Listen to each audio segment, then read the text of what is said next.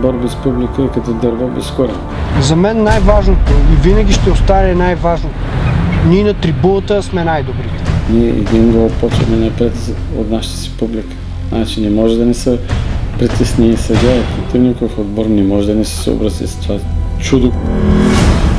Този глас, тази енергия, този дух, тази истинска любов, предавана от поколение на поколение.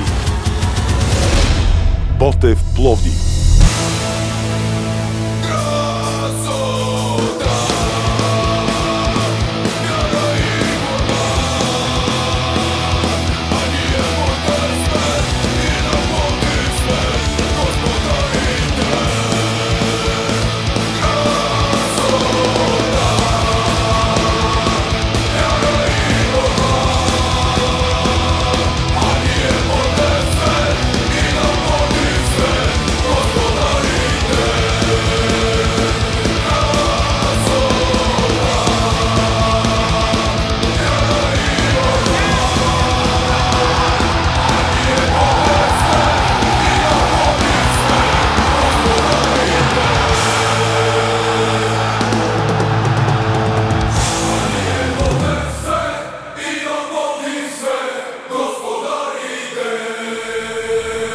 Значи, когато се родиш, ти тръгваш на стадион.